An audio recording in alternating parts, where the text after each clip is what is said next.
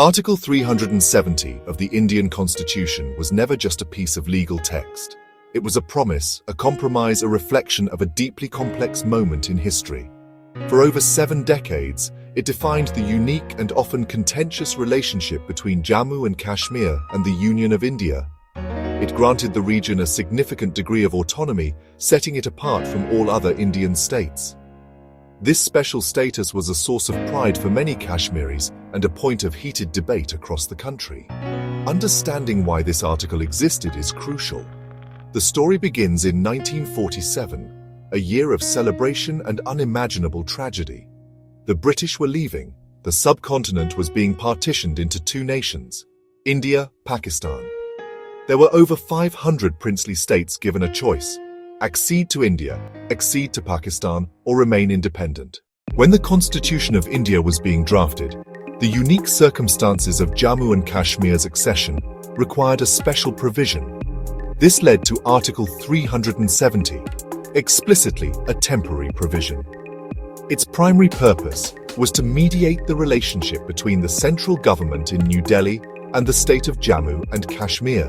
In simple terms, it limited the Indian Parliament's power to make laws for the state.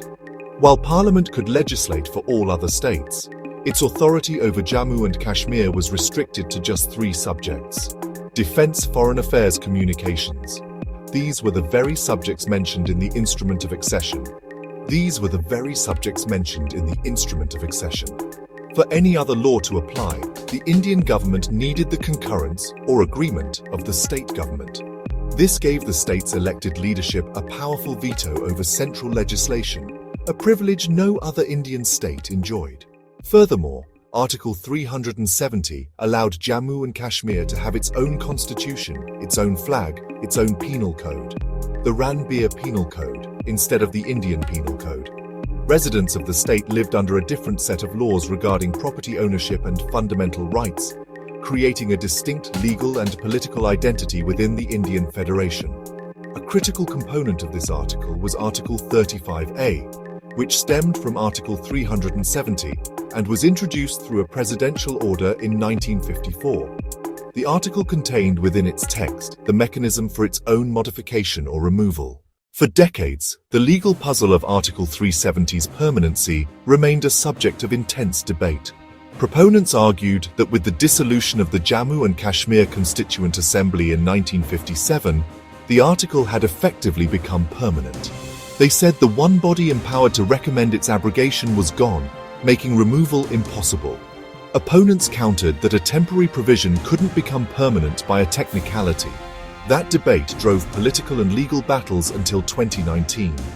On August 5, 2019, Prime Minister Narendra Modi's government executed swift, unprecedented legislative maneuvers to render Article 370 ineffective.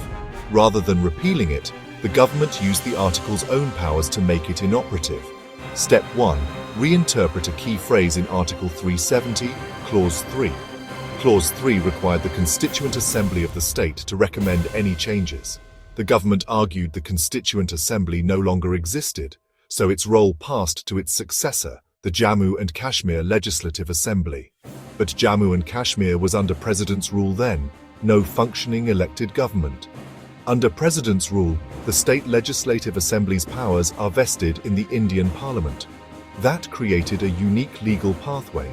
The government argued Parliament could act for the Jammu and Kashmir Legislative Assembly and give concurrence on behalf of the state.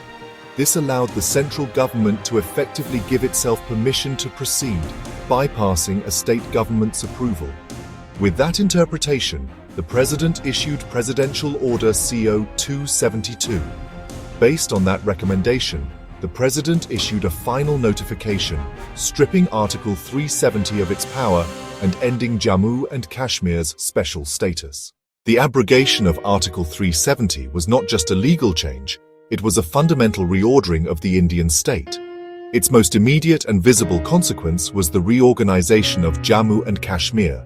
The state was bifurcated and downgraded into 2 separate union territories: Jammu and Kashmir, which would have a legislative assembly; Ladakh, administered directly by the central government without an assembly. This move fully integrated the region into the Indian administrative framework, erasing the political and geographical boundaries that had defined it for 7 decades.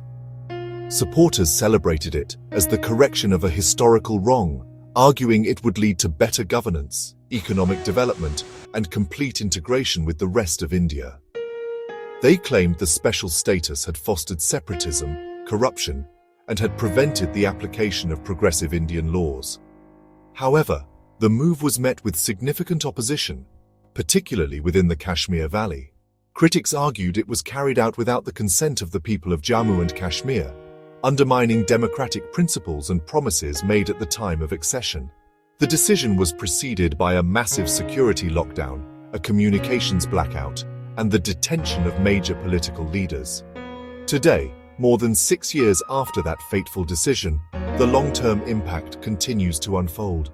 The government points to a decline in terrorism-related violence and an increase in tourism as signs of progress. Questions about the restoration of full statehood and the holding of assembly elections in Jammu and Kashmir remain.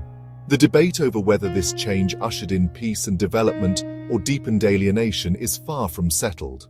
The story of Jammu and Kashmir and its relationship with India has entered a new, uncertain, and deeply significant chapter.